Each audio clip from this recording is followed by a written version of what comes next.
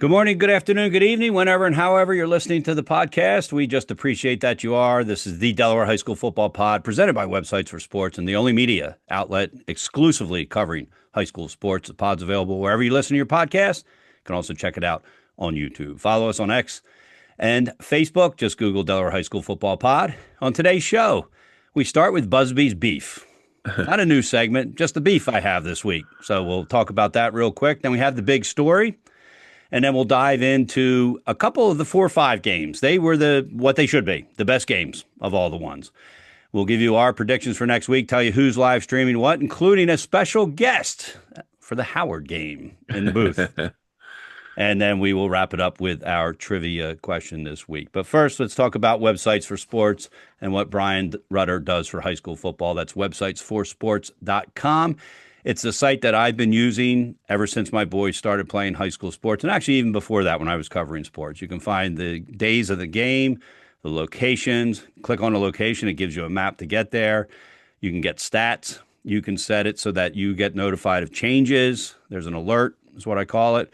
So it's basically if you follow high school sports in any manner, it's the place you want to go. That's websitesforsports.com. And from there, you can find your high schools or high schools, plural, sites that you can then follow. So it's just a great thing. And we can't thank Brian Rutter enough for supporting our podcast and in turn supporting high school football. That's websites, the number 4sports.com, websites, the number 4sports.com. All right, Marty, let's jump right in with Buzby's beef. So I'm not calling anybody out because I know it's not just one person, but It reminded me that it does go on. I was watching a live stream of a game this past weekend. And there was no, there was somebody was there covering it, I believe, but in the background, I could hear another person covering it. And I thought maybe I had my iPad on a different game and that's what I was hearing, but it's not. I was hearing the public address announcer. It was basically calling a game from the press box to the entire world that's there at the stadium as if he was on the radio or on TV, or actually not even on TV because you don't talk that much when you're doing it on TV. You let people see what's happening and you reaffirm it. And this drives me crazy. I'm a public address announcer myself, and I don't do that. In fact, my goal always is not to be the show. I want people to tell me, hey, you did a good job. Or tell me, are you the public address announcer? Because we're not sure who he is, because he's not the show. He just does what he's supposed to do. And basically the job of the public address announcer, once the pregame stuff's all done, is to tell people what just happened. And when I say what just happened, it's not a long, drawn-out description of what just happened. It's who carried the ball or who passed the ball, who caught it, who made the interception, who made the catch, is it first down, that kind of thing. So you sum up the play that just happened for maybe the casual fan that doesn't know every person who's on the field. Or they want to know, why something happened, and, et cetera, et cetera. And then you get quiet and you let the game unfold in front of you. Well, there are a few people that I've heard of, some very drastic. This guy I would say is probably not a drastic person on the PA system in terms of doing it the wrong way. But what they don't realize is that it's really a disadvantage to the players on the field. And this is how I've described it to some other people, because I've had this argument when I used to work for Special Olympics, and we'd have somebody come to do the PA announcing for the softball game, and they would want to do a play-by-play. And I would say, you don't do that. And why? But the fans love it. Yeah, the fans do. But the players only love it when they make the actual play. Right. And I say, so imagine yourself have a high fly ball to left field, and it's about 10 feet from you, and all of a sudden the PA announcer yells, is he going to be able to get it? Yeah. As loud as he can. Whether it's your team or not, it's the disadvantage to the players. It's not fair to the players. And I believe it's not a DIAA rule. I believe it's an NFHS rule that basically, and it's similar to the bands, and we've talked about this before, the bands should not be playing basically once the referee signals that the play has started, and they should stop. And my understanding, and I've seen this happen, where a coach asks a band to stop playing when they shouldn't be. And if the band continues to do it, then it's an unsportsmanlike conduct penalty or a delay. I think it's a delay game for the home team. So there are rules against this. And so the PA announcers who think that they're doing their job and doing a better job because they're doing like a play-by-play, you're not. In fact, you're breaking the rules. You're bothering both the teams. And it's just not fair to those players. Remember, these are kids. These aren't pros. And even the pros, they don't do it. You don't hear the Phillies play-by-play announcer or the Eagles play-by-play announcer talking while the play is going on. Right. They would get fired. And so my ask because a couple of the people that we know have done it before. One in particular is going to be back this week. And I think maybe not. It doesn't matter. And again, I'm not trying to call one person out. I'm just talking in general about public address. The role of a public address announcer is not to call the game like you're on the radio. It's to call the game like a professional public address announcer should. Describe what just happened and then turn your microphone off until the next play. Yep. And you can set up the next play. It brings up a 3rd and 10 type of thing. And I understand there's a little bit of homerism in some things. If it's a 3rd down, you may draw it out 3rd down and try to get the team excited. That stuff. And I'll admit, I have done that before as well. But then I get quiet. I don't talk about how the quarterback's got the running back on his right hip, 3 men out to the left, that kind of thing. And so it's a beef that I've always had, but I was reminded of it as I was sitting in my living room, basically listening to 2 people call the same game. One was a public address announcer, and the crowd mic picked him up, and it was the people actually calling the game. Yep. And so, it's just, and that's all it is. And there's nothing I can do about it. Obviously, it goes on, and so obviously people are not doing about it. I would think the athletic directors would do something about it. Or, like I said, I'm surprised the coaches on the other team do not do something about it. I know there was an issue at another school a year or 2 ago, and the coaches did. They said that. In fact, somebody texted me, is that public address announcer supposed to be doing that? And I texted back, said, absolutely not. And they made a correction to it and did that. So it's just I don't know. It was something to beef about this week. There's, I've told you about this. There's a certain public address announcer too that reads the advertisements while plays are going on. Right, ridiculous. I just, hey, we got a car in the parking lot with their lights on, and meanwhile, guys going for a 60-yard touchdown run. It's like, well, what in the world? What are we doing here? Yeah. No, I get it. And this past weekend I worked the Conrad McCain game with Benny Mitchell, and the public address announcer, he goes by Murph Dog at Conrad, and he is extremely popular, and he doesn't do the things that you and I are talking about. He's extremely enthusiastic. Yep. Yeah. Very loud, the 3rd down, great at that stuff, but doesn't interfere with the game, which is perfect. Exactly what you want to do. All right, so that's my beef, and that's enough for people who wanted to hear my beef, and even, I guess, for those of you who didn't. But let's parlay right into Marty's point about the game that he did, the McCain-Conrad game.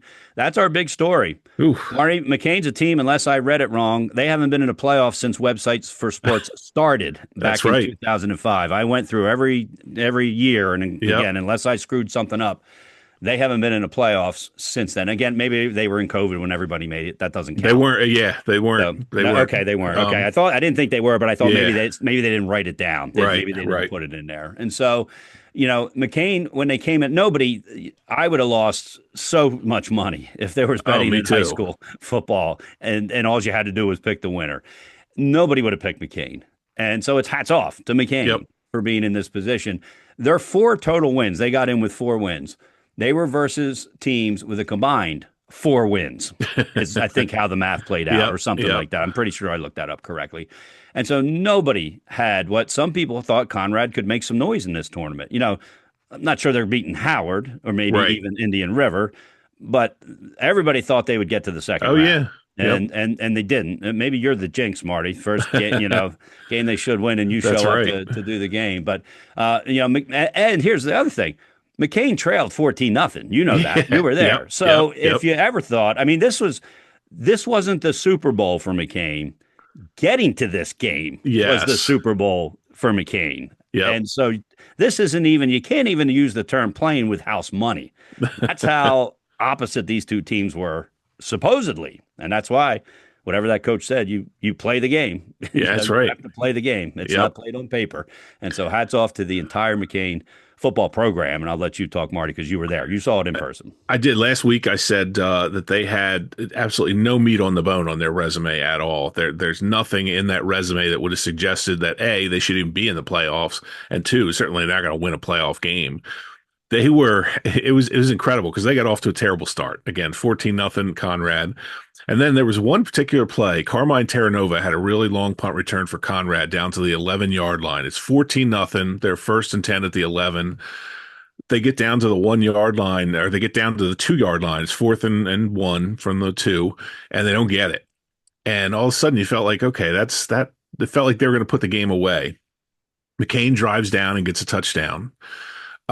Their first touchdown came on. Well, first of all, I should say this: the quarterback Spencer Daniels threw 3 touchdown passes to Donald Payne, his first two passes were to wide open McCain receivers who got behind the Conrad defense, and he overthrew both of them. Mm. So you're thinking, okay, this is probably not going to go well. He's not a terribly efficient quarterback, but he can throw the ball.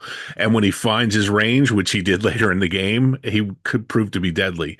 So anyway, they get down, and it's 4th and 17 after 2 sacks from the 36-yard line. It's 14-0 Conrad. We're getting close to halftime. And again, the Donald Payne kid gets behind the defense and he puts a pinpoint ball right on his shoulder for a touchdown. And Benny and I look at each other and we're like, okay, this should be 21-0. It's now 14-6. They miss the extra point. So they come out in the second half, and Conrad takes the second half kickoff, goes right down, scores a touchdown. So it's 21. Game over. Game Yep, over. Yep. So it looks like they're going to put it away. They're finally getting things back together. And McCain kept fighting back and fighting back. And Vaughn Brooks, the linebacker slash running back for McCain, is unbelievable at that level. He reminds me of what Vince Evans looks like on tape. This kid, I swear, if he didn't have 20 tackles, he didn't have one. He went sideline to sideline on every play. He was so fired up, yelling at teammates, trying to get guys fired up, because once Conrad got that touchdown, McCain's body language fell a little bit. Not this kid. He was all over the place. He wanted this win. So it gets down to 30 seconds left, 33 seconds left, and Daniels somehow, and this bugged me all day with Conrad, was they didn't give help over the top to the defensive backs. So Payne beats his man for a third time. There was a defensive back for Conrad, and if you go back and you pause the tape about 2 seconds before the touchdown, I would bet you $1 million this kid's going to intercept the pass. I don't know how he didn't. It went right through his hands. It looked like it might have just gone right over the top of his hands, but it goes right into the hands of Donald Payne, who falls back into the end zone. Oh. So it's 33 seconds left, and Benny and I are talking, and I said, if you're the coach of the visiting team, you're picking your best 2-point play, and you're going for it. All right. So they come out, they put Brooks in the Wildcat, and he bulldozes a Conrad defender at the 1-yard line and just falls into the end zone for the 2-point conversion. It's fun. Just a little side note. Carmine Terranova absolutely killed McCain on punt and kick returns. They kicked to him every single time, and every single time, I'd say his shortest return was probably 20, 25 yards. He was tearing up yardage all. So I said, of course, Benny and I said, they're going to kick this out of bounds. Give it to him at the 40, 45, whatever. Just don't kick it to this kid. Of course, they kick it to him. And he returns it to about the McCain 30. So there's still 20 seconds left, and there's just, we're only down. They're only down by a point, right? And they're trying to get into field goal range, and it just didn't happen. There was a sack. Brooks was involved.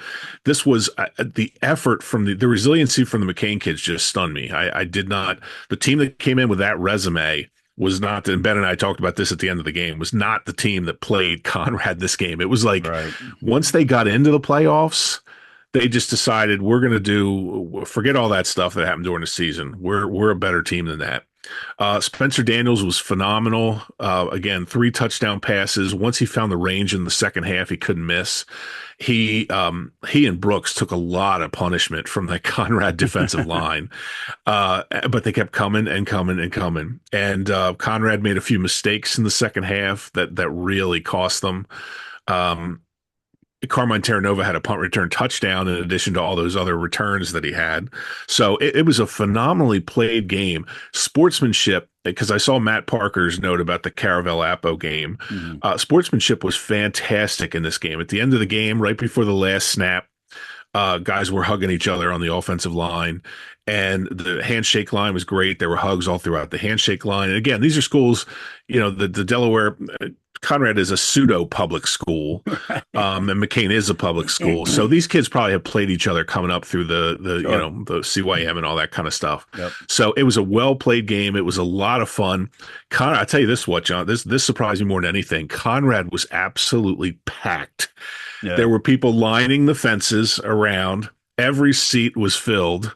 They brought in temporary bleachers for the McCain fans, which was kind of funny because There was only about 10 to 20 of them. You draw a crowd, Marty. That's right. Word got out on social media. I think it was your post. That's that right. you were going to be in the house. I did put that out. I did put that out. And you know what?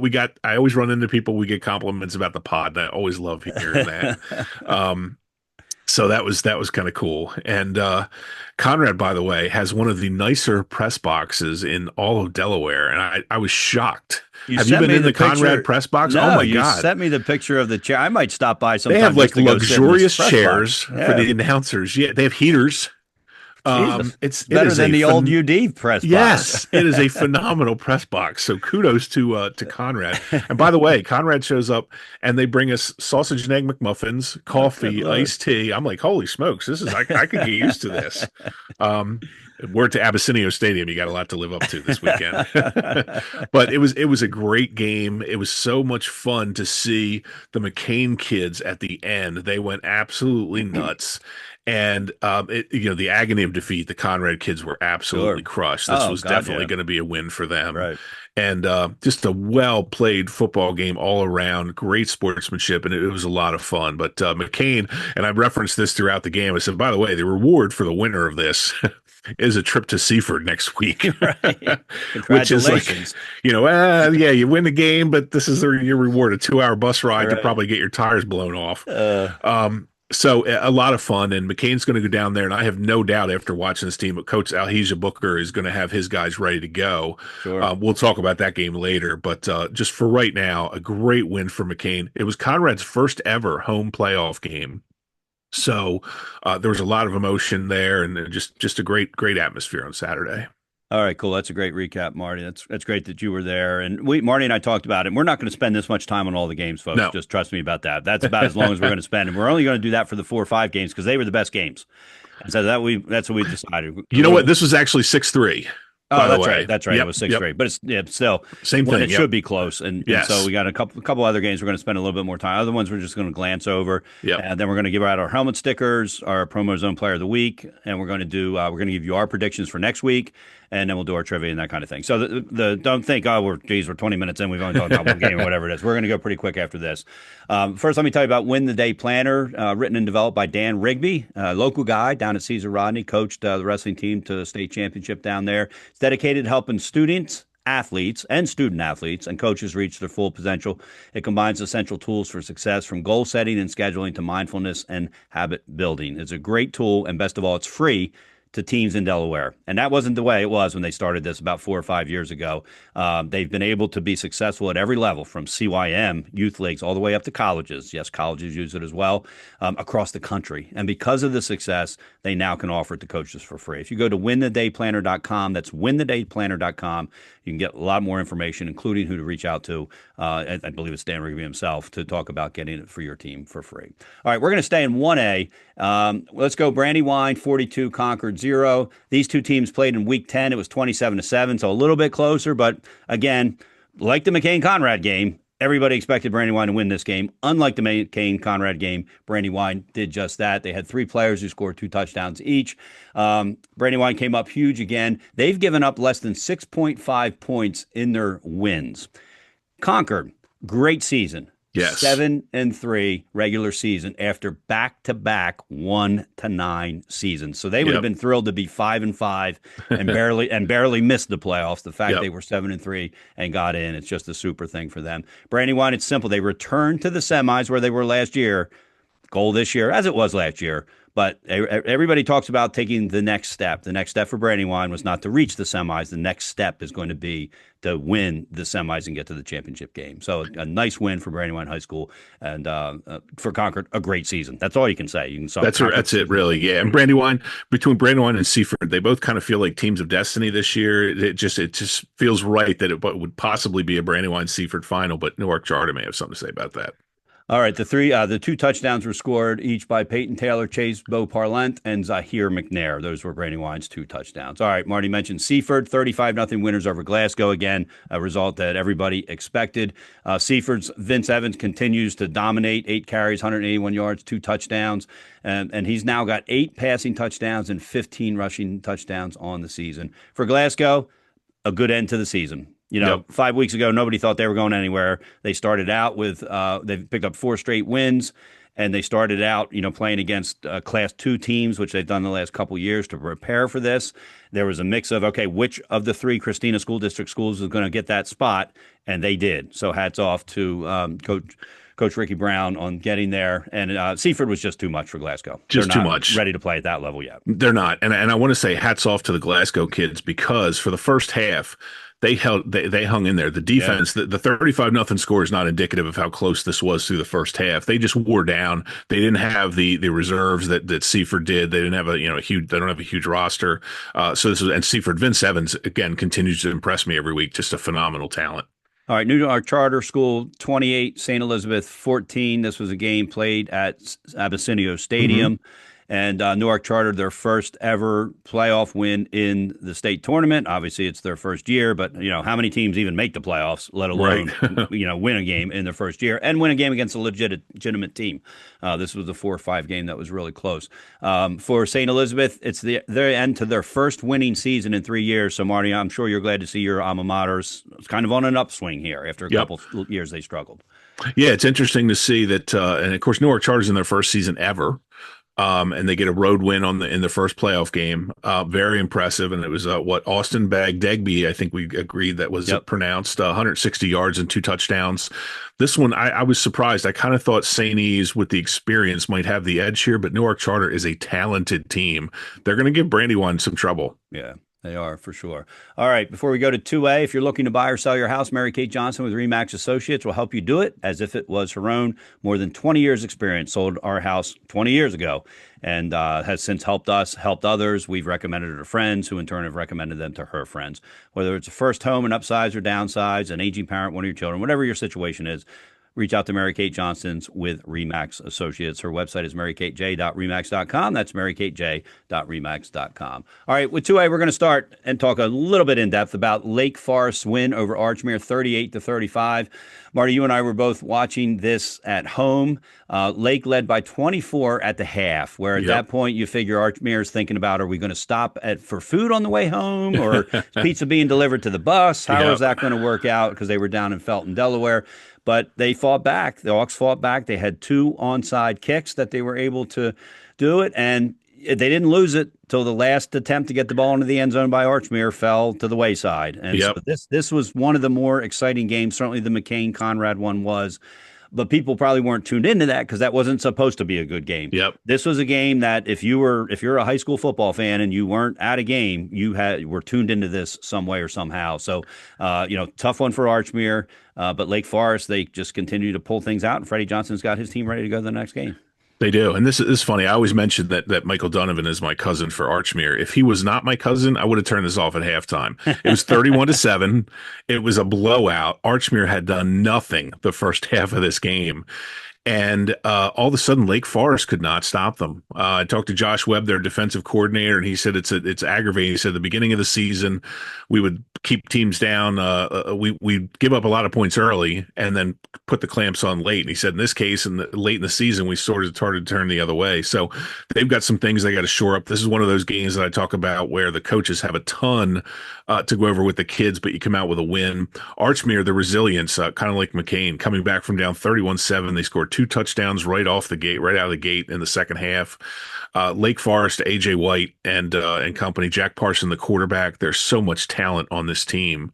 And it seems like they have kid after kid after kid they put in offensively who just racks up yardage. Archmere, most of those guys are going both ways. Same with some of the Lake Forest players, but more so with Archmere. But great season for Coach Belace and Archmere, and for Freddie Johnson and Lake Forest, another step towards potentially a state title. They get a rematch with Indian River this week.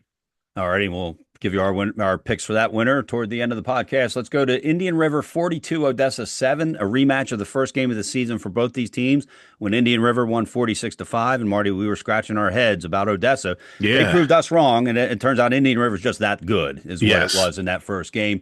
In Indian River, they're exceptional on both sides of the ball. Their offense had 42 points. Their defense held Odessa to 1 touchdown. This is an Odessa team that scored more than 44 points 4 times this season. So Odessa is no gimme, not even close to a gimme. And Indian River was able to put up big points on them, and their defense was able to shut them down. 20th straight win for Indian River, defending state champs. Be interesting to see if they get back to that title game. Yeah, this was interesting. I did not expect this. I thought of the 1-8 games, this had the opportunity to be the best, and it just didn't work out that way for Odessa. They were steamrolled twice. This seems like a matchup issue there. I watched some of this, and Indian River just is they're phenomenal throwing the football. They're phenomenal running the football. As you said, their defense is strong.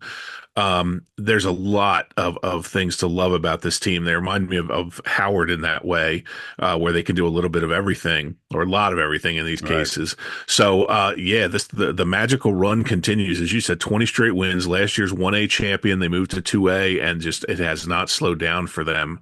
There's a lot of good feelings down Indian River they go into this week. All right, you mentioned Howard, 24-10 winners over St. Mark's. Howard can do it on both sides of the ball. 201 rushing yards, 181 passing yards. For St. Mark's, this is the second closest game Howard had the whole season. The closest one being a 7-point win against 3A Appoquinimink way back toward the beginning of the season. And so hats off to St. Mark's for that. It was a 1-point game at the half, so not one you're gonna turn off whether your cousin's in the game or not at that point. And so the Spartans, a lot of people say, and you look at their schedule, they might have had the toughest schedule in 2A. So getting to the playoffs a huge thing for them in Bill DiNardo's first season. And so, St. Mark's probably needed a coach like Bill DiNardo to get them to play as well as they did this year with that kind of schedule. And so, hats off for him as well. St. Mark's has to feel good about their season. You never feel good about a loss, but you lost to a team that was probably better than you, even on, in paper or in person. And for Howard, it's pretty simple. They've got one goal, and that's to win a state championship. And this is just another step in that direction. And I tweeted about this after the game, and I said, this may actually end up, if they win the state title, this could be a huge turning point for Howard, because it had been since September 19th that they were in a 1-score game. Every other game was running clock, and it was ugly. So it felt like they needed this to wake them up, and not wake them up. I don't want to say they were asleep, but to get them refocused again on the task at hand and get them prepared for the coming weeks. And St. Mark's, Bill DiNardo, I was so impressed when I saw that 8-7 halftime score at Howard. I thought, is this supposed to be 28-7, 18-7? So hats off to St. Mark's and Bill DiNardo. He did a great job there in his first season. So Bill DiNardo has been pretty successful over St. Mark's in the past 2 decades on the other side of the sideline. All right, the last game in 2A, Red Lion 31, Laurel 13. I watched this game, Marty. It was the 9th straight win for Red Lion. Of course, they opened up with 2 losses to 3A teams, Sally's and Cape, I think it was. Yes, 3A Sally's and Caravel. Caravel, sorry. Yep. Red Lion is very balanced. They got Evan Budinger, and they got the running backs Judah Barber and Jordan Jones. And on defense, Nathan Everett had 8 tackles, an interception, a forced fumble. They held Laurel to 13 points. This game was probably, I don't think it was closer than the score indicated, but I never felt like Laurel had a chance, to be honest with you, as I was watching the game. And maybe that's because I know more about Red Lion. I know the potency of their offense. I know they can play defense. They've got big kids. And I just never felt, even when it looked like the game might, the momentum might go the other direction. Yeah. Something happened and it didn't. And I'm like, okay, this is going like we thought it would go. But a great win for Red Lion. Laurel, Joey Jones, his team, a good season. Nobody expected them to even be in this game, probably coming up here on a Friday. Was it Friday or Saturday night? I can't remember. Yeah, Friday night. On a Friday night. And Red Lion's a tough place to play. They get a good crowd there, and it's a nice atmosphere. And in fact, I would have gone to the game. It's 5 miles from my house, but I was watching other games at the same time. So Red Lion moves on 31-13.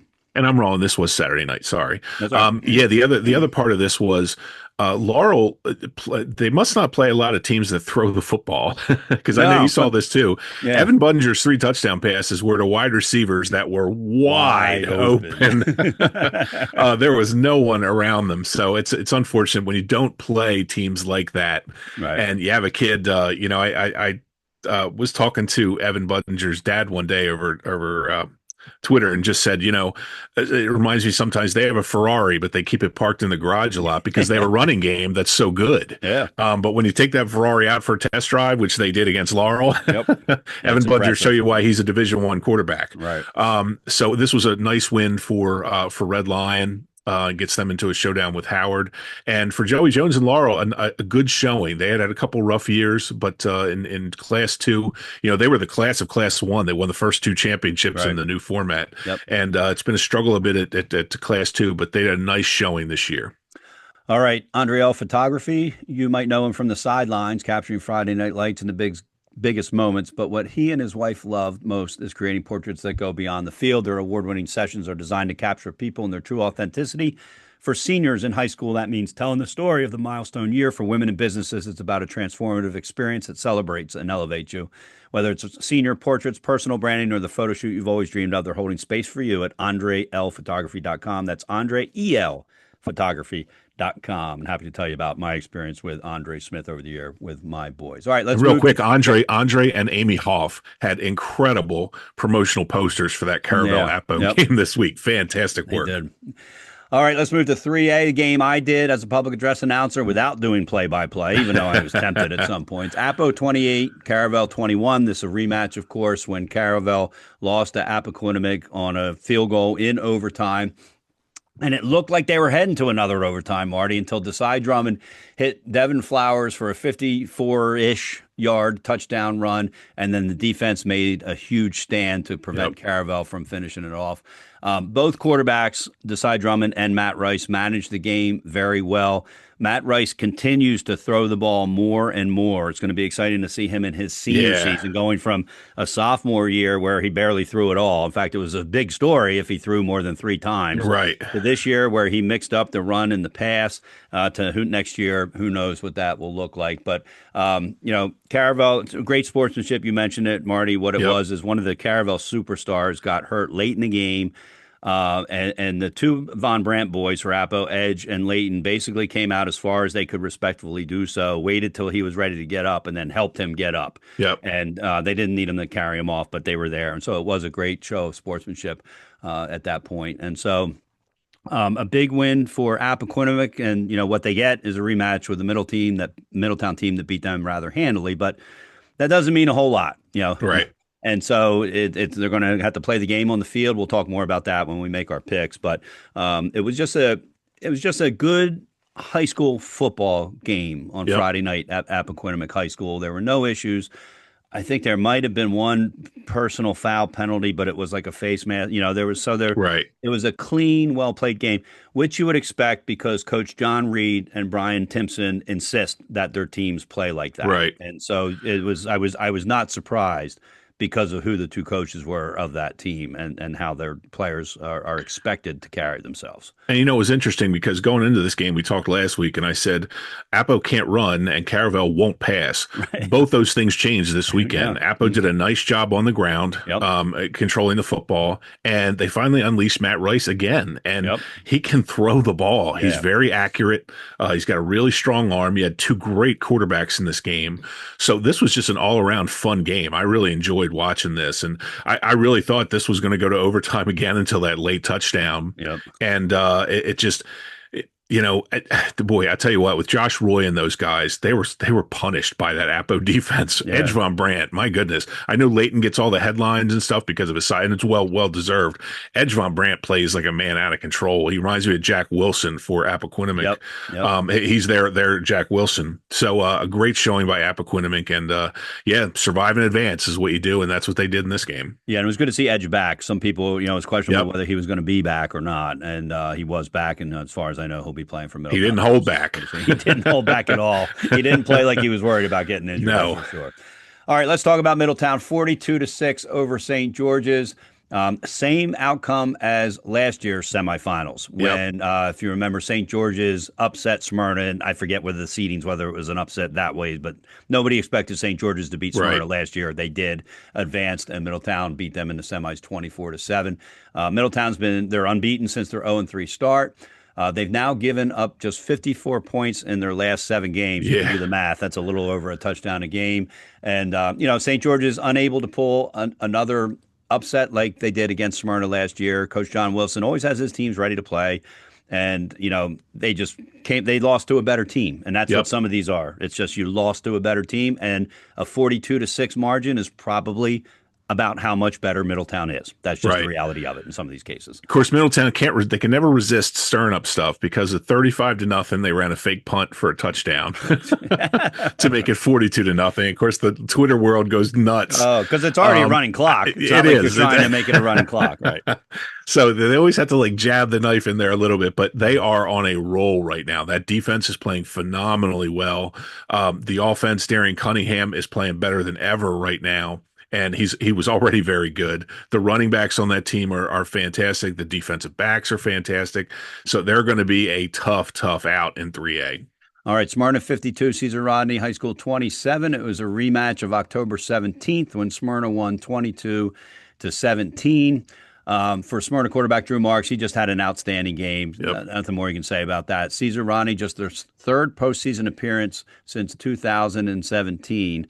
And I read somewhere, whether it was their third since 2017 or their first, I think they got in when Dan Candeloro was there. Yes. In one of his years, and then of course COVID, everybody got in, and then so that is right, the third one, and so it's kind of one of those next steps. And so, boys, we made it. Next year, we're going to make it, and we're going to win a game, hopefully, for that. Smyrna, they've had 4 titles since 2015. They've played 19 tournament games. So they are postseason tested. Yes. This is the first time back to the semi since 2022, and they're certainly going to have their handful with Sally's. More on that later, but your thoughts on the Smyrna game? I thought Drew Marks is fantastic. He's my second half MVP in high school football. I think he's just his progression throughout the season and the way he's been able to run the football has been fantastic. The one concerning thing about Smyrna, and we'll talk about this a little later, is their defense again. Yep. 27 points in a win.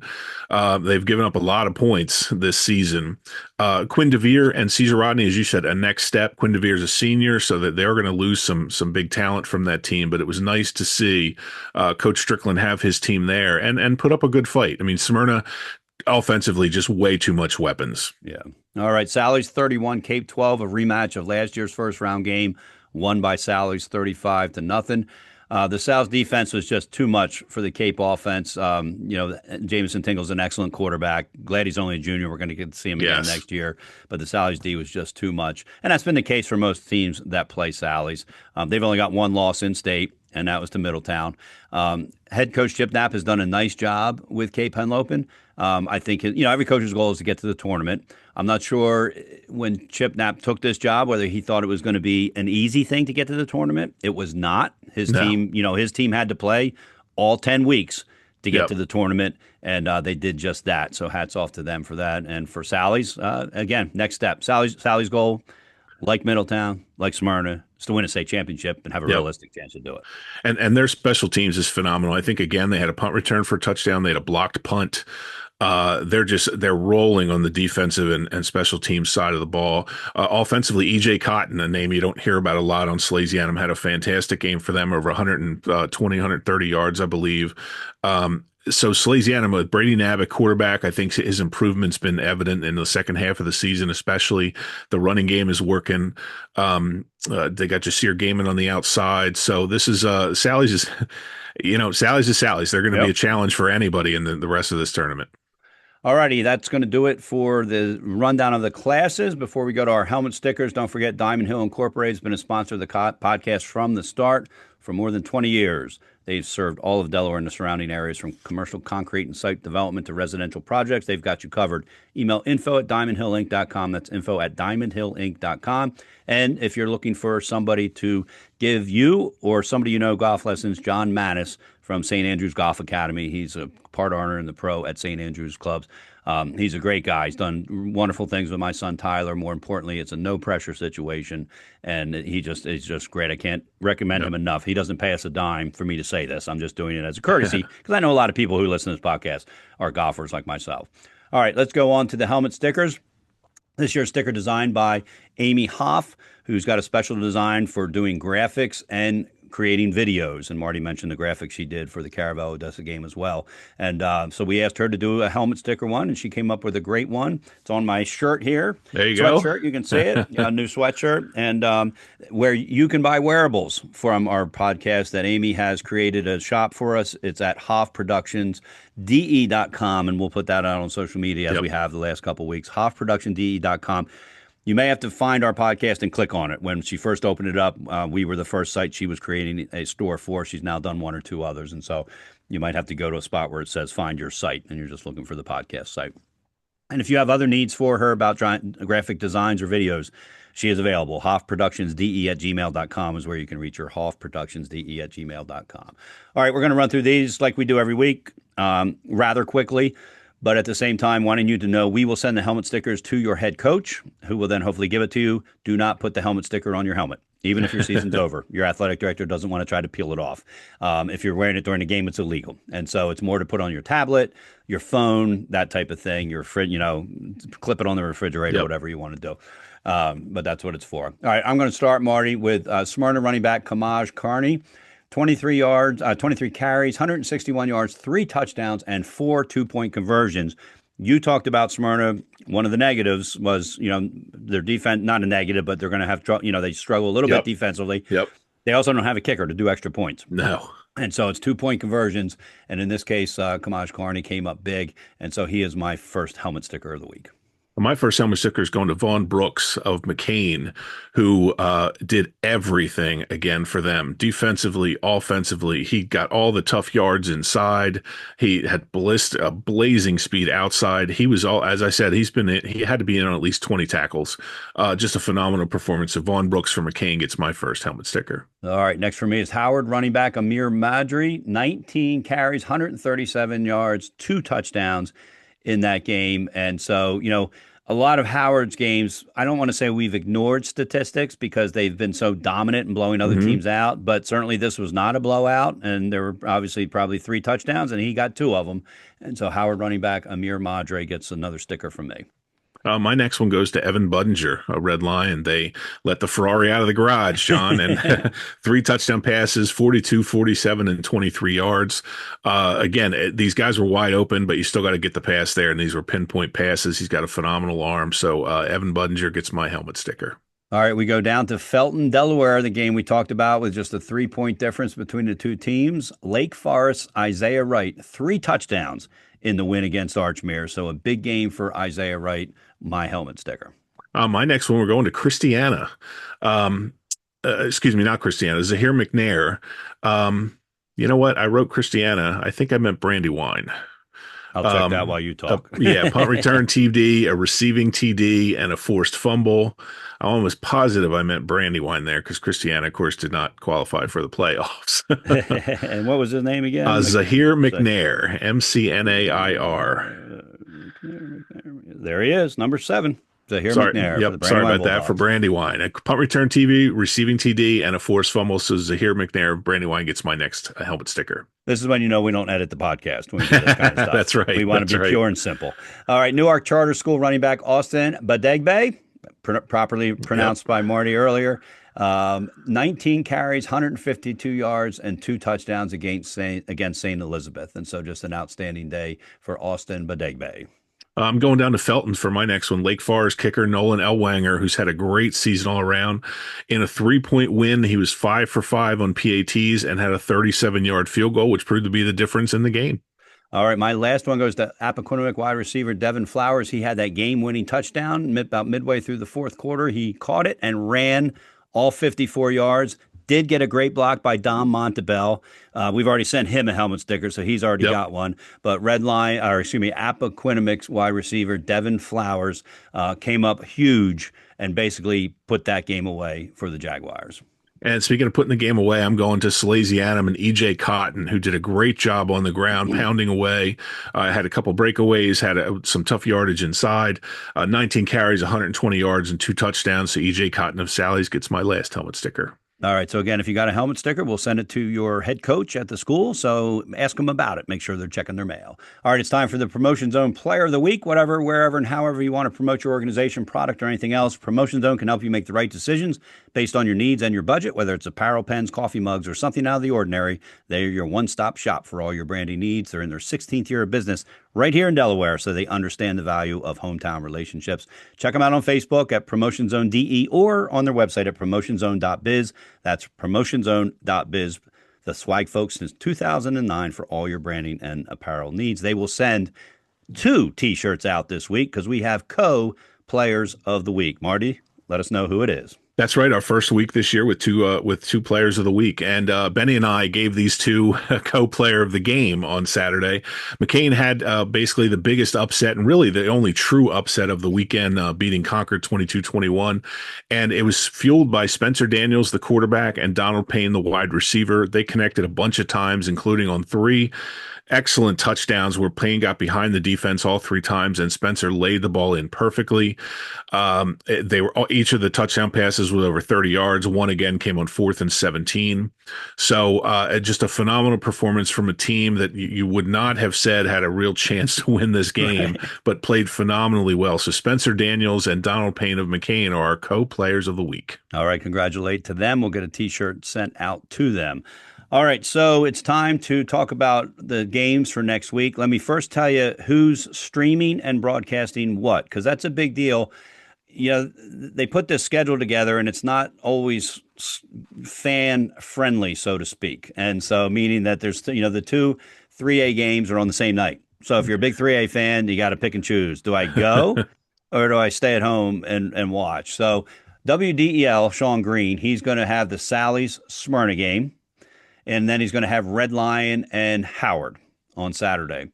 For 302, and those games, it's a 302 Sports Crew on NFHS. There is a fee for this. It's the best deal you'll make if you follow college football. I think it's like $12 a month. Yeah. You can do it for 1 month, and you can watch every game on there all over the country. I mean, Yep. you can't beat it if you're a fan. But anyway, Friday night they've got the Newark Charter Brandywine game. That's probably a game I'm going to go to and see in person. And then the Downstate Crew has Lake and Indian River. And then on Saturday, Marty, it's you and Benny, right? Benny, Me and Pat Garriantes. Pat Garriantes, Yep, okay. yep. Will be for Red Line and Howard, and that means probably Benny Mitchell will be down for the McCain Seaford game. Yes, yes. And Jim Tack maybe, as he's done in the Yep. last couple weeks. So anyway, so that's who is on the air. All right, let's go through. We're just going to go through the bracket, and as I switch my sheets there, I'm going to start with the Unified. Marty, talk about them real Sure. quick. Indian River advanced over Seaford 50-19. They're going to take on Cape, which beat Mount Pleasant 52-38. The Cape Mount Pleasant game was an upset of 4-5, so upset on paper at least. The other game I was at was McCain Newark Charter, and this was a great game. They went back and forth, and McCain scored a touchdown, Marty, as basically it was on the last play of the game. Oh. So if they don't score that touchdown, Newark Charter wins. They scored, it wasn't that if you don't score it, it's going to overtime. Yep. And they did. They threw a ball. The kid caught it on the 1 yard or on 1 yard into the end zone. Flag was pulled right away, but he was already in the end zone. So McCain Nice. advances there, and they will take on CR 54-21 winners over William Penn. All right, Marty, let's start with Class 1A. And Brandywine takes on Newark Charter. I'm going to let you give your prediction first. This is a tough one. These are Yeah. two good teams. Newark Charters, you and I said, we think are going to be a player at 2A and then potentially 3A as the years go by here. Brandywine kind of just feels like a team of destiny this year. I love the quarterback, Chase Beauparlant, and I love the kicker, Ian Cleghorn. I just have a feeling he's going to have a say in who wins this game. So I'm going Brandywine in a close one here with Ian Cleghorn playing a key role. All right, so I'm looking at a couple things up here while you're talking. I'm glad you asked me to look up that other Bulldog thing. Here are the scores of the last 5 Brandywine games, all wins. 54-0, 54-0, 29-6, 22-7. Not blowouts those last 2, but Right. probably not knuckle biters in the fourth quarter. And then 42-0 last week. Newark Charter has been a different situation. I'll pull their things up real quick. Their last games have been a loss, 33-7.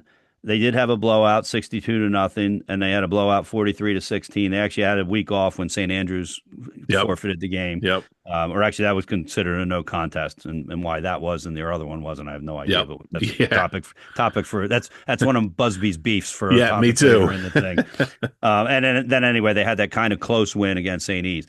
I'm going to go with Newark Charter. Um, I follow them closely. I Mhm. cover them with the Newark Post.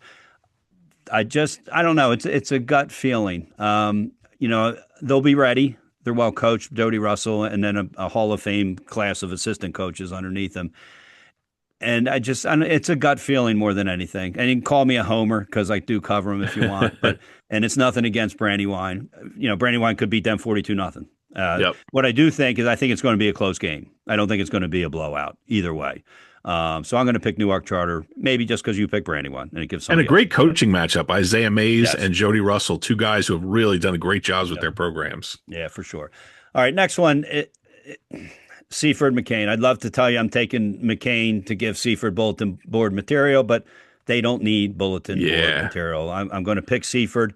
Got a lot of respect for both head coaches. And, it's one of those things that McCain's going to go down and hopefully enjoy the experience. I wish for McCain that it's an away game, but that they didn't have to take an hour and a half. Yeah. It's probably a 2-hour ride on a yellow Right, school bus right. to get there.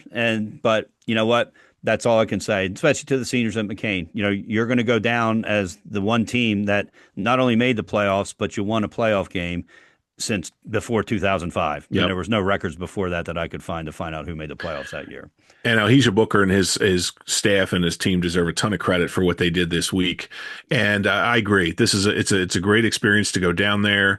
Seaford is a fun place to play a game. There's a renewed interest in that Seaford program now that they've Coach Phillips has them rolling right now. Just way too much to me. It's Vince Evans is the key here, as he is in most games. It's just Brooks is going to have to shadow him, much as he did Tommy McGrory of Conrad this week. But it's a lot tougher. Seaford has other weapons they can use as well. I just don't think McCain would be able to keep up scoring with them. All right, next you have Indian River and Lake Forest and Howard and Red Lion. And Marty, as I just looked at it real quick, I don't think you could have handpicked. You obviously probably want Indian River and Howard as 1 and 2 on opposite sides of the bracket. But if I had to pick to make two good games, the two best games in the semis, I would say put Lake Forest against Indian River and put Red Lion against Howard. Yep. I'm still picking Indian River.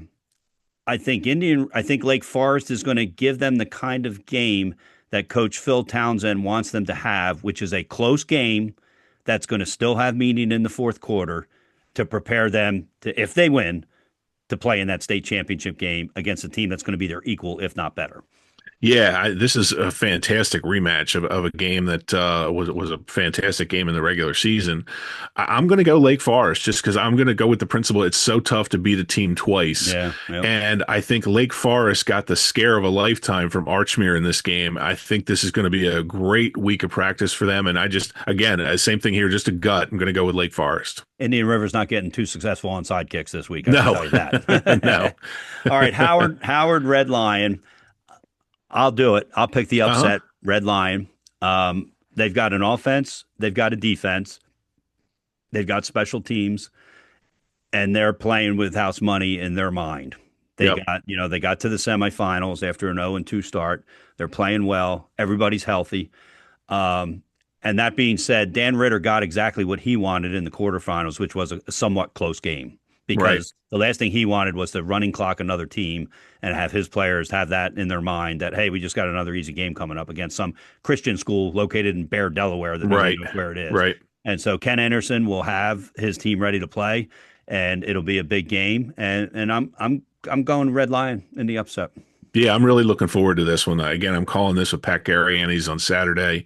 The one difference between Red Lion now and years past was when they played some of the bigger teams, and I'm not talking about the 3A teams, but in 2A, they had a hard time protecting Evan Bunger. Their line play has gotten much better. And you can tell by Judah Barber. I mean, he takes a lot of the pressure off. If he gets going and he's got lightning speed, he helps establish the passing game. And Evan Bunger, when he's on, is phenomenal. phenomenal. They don't use him a ton. If you look at his stats, they're fairly pedestrian compared to some of the quarterbacks who throw the ball a lot. Yep. But that's because they don't throw that often with Judah Right. Barber and Jones in the backfield. So I think this is going to be a lot of fun. This is going to be a close one. All right, Ian, you're not picking that because you're calling it, which is Yep. a good right move to make, and we hope you have a good time with that. All right, 3A, the big boys. Both games on Friday night. Both games, I believe, starting at 7 o'clock. And so it'll be a home game for Middletown where the Hmm. cowbells will be ringing. That's another beef I have, Marty. I heard that. I heard the cowbells when I was hearing the play-by-play announcer. It wasn't at Middletown. And I looked up the DIAA rules, and it clearly says no noisemakers, including cowbells. And so until somebody decides they really want to enforce that, let's take it out of the rules because we're not Yeah. following the rules. Yep. Yep. All right, rematch between Middletown and Appoquinimink. Middletown won easily over Appoquinimink. I believe that was the game Jasiah Rogers did not play. Yep. And I believe Leighton Von Prant only played in the first quarter, if I remember correctly, and I apologize if I get it wrong. My point being that the game may not have flipped into a win for Appoquinimink, but Appoquinimink was not its usual self. Um, and so that is my. I don't think Appoquinimink can just go in there and win on their own. I think they have to have some help from either a Middletown offense that creates turnover or that turns the ball over, which means Appoquinimic's got to turn it over, Yep. or uh, or a Middletown defense that makes some mistakes. You got a lethal weapon in the backfield for Appoquinimic and Desai Drummond. You've got a wide receiver core that starts with Don Montebell and Jasiah Rogers, and then throw Devin Flowers in there, obviously, as well as the other Drummond, the cousin Drummond, Francis Hmm. Drummond. His name escaped me for a second there. So they can throw the ball. For Appoquinimink to win this game, they're going to have to be able to throw the ball because even though Yep. they do have a running game, I'm not sure anybody can run the ball against Middletown. And No. so they're going to have to rely on being able to pass the ball. That all being said, I'm going to pick Middletown, and so maybe it provides some bulletin board material for Hmm. my Appoquinimink team that I do the PA announcing for. But I'm doing this very objectively, and so I'll tell you subjectively, I'm going to be rooting for Appoquinimink. It's my boys' high Yeah. school. But if I had to place $100 bet on this game, I would bet on Middletown. Yeah, the difference for me again, the Middletown defense is just they have been spectacular this season after they got out of the out of state play, and Appoquinimink they can score, but they're not going to score enough here. I think Desai Drummond and company, they've looked really good lately. Yeah. He's playing extremely well, especially in the second half of the season. But I look at Middletown and Cunningham, and he's playing at a really high level right now. They're running the ball. They had two special teams touchdowns in the last couple of weeks. I just think too much Middletown at this point. I don't think it'll be nearly as bad as it was the first time they played. But yeah, I like Middletown in this one. All right, then we move to Smyrna, Silesianum, number two and number three. And Marty, this is where it was real key for Smyrna to win the district because Hmm. if they don't win that district, they're not getting the two seed. And this Right. game's being played at Sally's if the bracket works out the same Yep. way. But they'll be playing at Smyrna.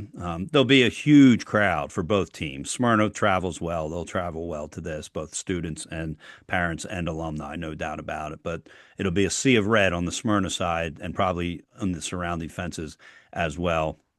Just an outstanding place to watch a football game. And I'm going with the upset that's not on paper. Hmm. If you ask 9 out of 10 people, they'll say that Sally's is going to beat Smyrna, even though it's number two Smyrna versus number three Sally's. Yep.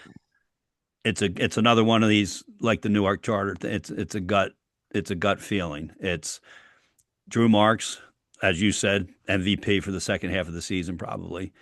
Phoenix Henriquez going to Syracuse. Yep. He might be the second MVP of the second half of the season if we pick That's one. right. They've got a running game, Carney. Um, they can play defense. They're big, they're big up front. They're big in the trenches. That Smyrna always is.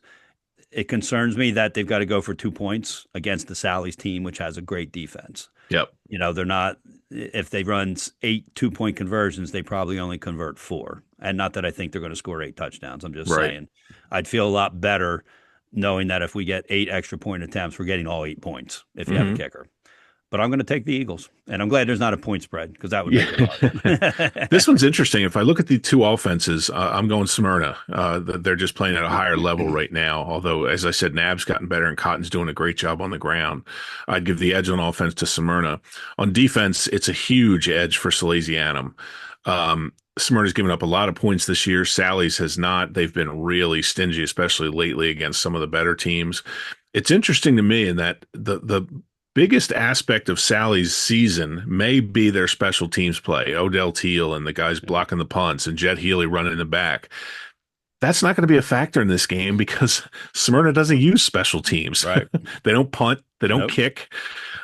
So by default, it eliminates a really strong part of Sally's game. So I'm going to go with Sal's in a close one just based on the defense. But I do think the fact that Smyrna goes for it on fourth down all the time and doesn't punt, doesn't kick, takes away a really strong part of the Sal's. They've scored, I think, 7 or 8 and maybe even 9 touchdowns on special teams this year. Mhm. And it takes that away. But I think Sal's wins in a close one based on defense. All right, so there you have it, our predictions. Let us know your thoughts on social media. And, it's going to be interesting to see. It's going to be a great week of football. We're not done yet. It's time for the Marticelli Restaurant Group weekly trivia question. They own Chesapeake Inn, Klondike Kate's, and La Casa Pasta. All three are great restaurants. I've been to all three, and I say it all the time. All three are on the top of our list whenever we go out to eat. Crab cakes at Chesapeake Inn and seafood. They've also got the deck. Obviously, you're not going to be out there in this cold weather, but in the spring and summer, it's a great place to be. Pastas and seafood specialties at La Casa Pasta and Klondike Kate's up on campus. Famous cheesesteak rolls and nachos. The winner of the trivia gets a $50 gift card, good at any of those three restaurants. And trust me, you'll go back if you've never been to one. And once you do. Marty, the floor is yours.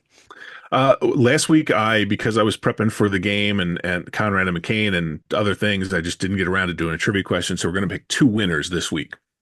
So here's this week with Howard sailing along and potentially winning a state title. Going back to the first time they ever made it to a state title game. It was Dan Ritter's second season, and it was in 2002. They ended up losing the championship game. But the question is, who was the star wide receiver for that Howard team?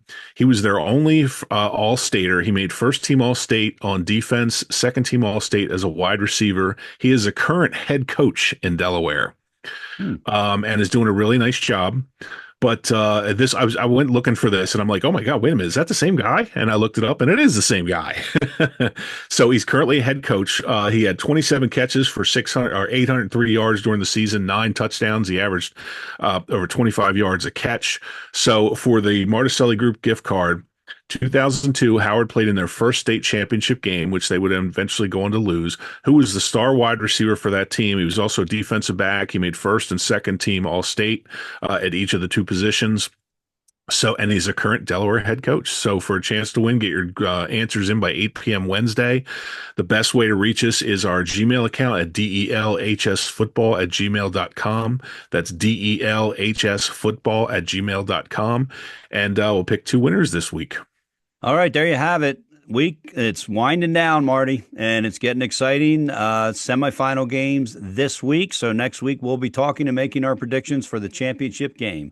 That's going to do it for this week's episode. Thanks to our sponsors, the Marticelli Restaurant Group, Promotion Zone, Diamond Hill Incorporated, Mary Kate Johnston with Remax Associates, Dan Rigby, author of The Win the Day Planner, Andre L. Photography, and Amy Hoff of Hoff Productions. Again, remember, you can buy our merchandise online at hoffproductionsde.com. And of course, our presenting sponsor of the podcast, websitesforsports.com. If you're a sports player, parent, or fan, it's the only website with a schedule of every high school team stats and more. Please follow us on X and Facebook, like us, share us, so we can spread the word about the wonderful sport of high school football here in Delaware. Until next time, for Marty Sheehan, I'm John Buzby. Have a great sports week.